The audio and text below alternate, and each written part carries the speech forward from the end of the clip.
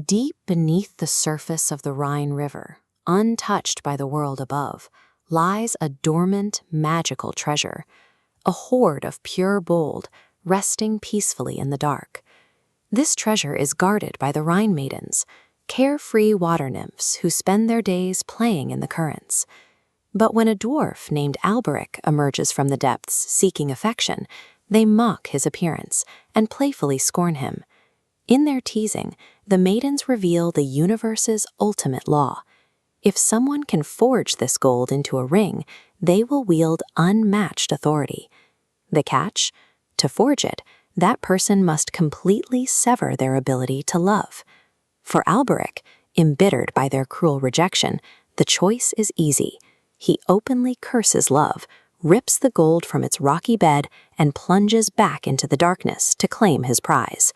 By treating affection as an acceptable casualty for dominance, Alberic changes the world.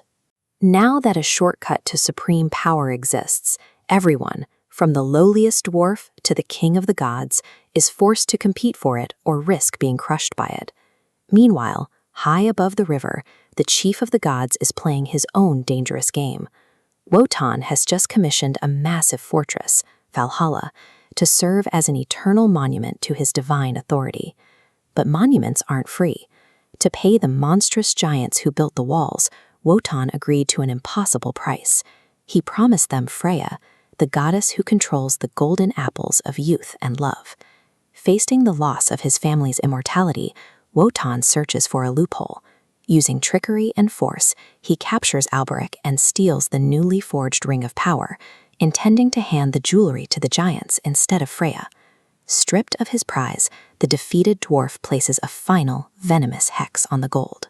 Whoever holds the ring will be consumed by paranoia, and whoever lacks it will envy it until it brings about their violent ruin. The effect is immediate.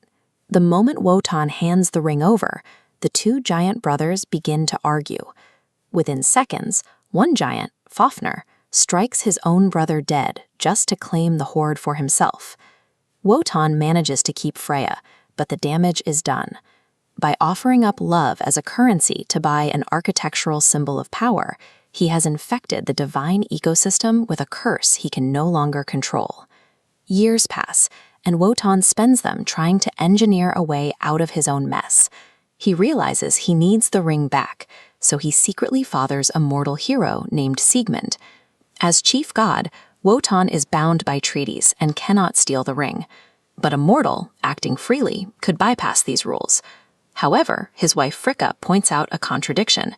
Wotan cannot enforce the universe's laws while secretly protecting a mortal who breaks them. The realization traps Wotan in a prison of his own strict design. To maintain his position on the throne, he is legally obligated to order the execution of his own son. The terrible duty of carrying out this execution falls to Brunhilde, a Valkyrie warrior and Wotan's favorite daughter. She approaches the earth expecting to find a hardened fighter ready for death. Instead, she finds Sigmund fiercely protecting his mortal bride Sieglinde. She witnesses a sacrificial connection that defies all her expectations. This is the exact opposite of the choice Alberic made in the river. Where the dwarf eagerly abandoned connection to gain an advantage, Brunhilde looks at the impending violence and chooses compassion over divine obedience. When the battle begins, she actively rebels. She steps in front of the mortal hero, raising her own shield to deflect the blows meant to kill him. By placing human connection above her father's decrees, Brunhilde forces a crisis.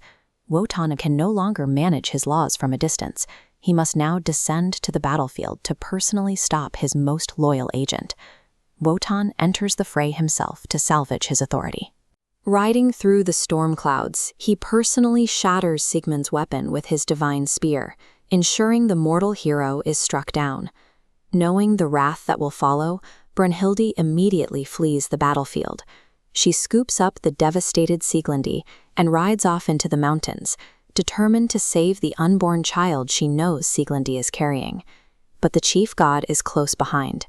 Bound by his own ruthless laws, Wotan relentlessly hunts down his traitorous daughter to deliver a punishment that fits her crime.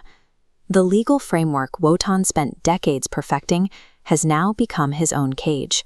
To keep his status as the god of law, he must personally dismantle his family, turning his spear against the very children he created to save him.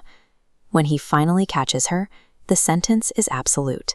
For defying the law, Brunhilde is stripped of her immortality, her armor, and her place among the Valkyries. She is to be left on an isolated mountain peak, placed into a deep, magical sleep, where she will be totally defenseless to whoever finds her. Yet, in a final, agonizing concession to the love he still holds for his daughter, Wotan grants her one request.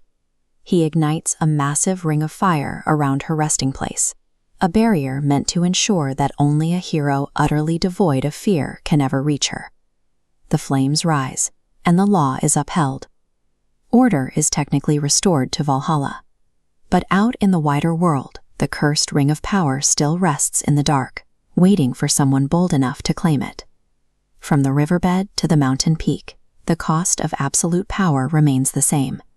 By choosing the ring and the spear, Alberic and Wotan secured their status, but they did so at the cost of every person they ever loved, leaving a world of cold contracts for the next hero to fix.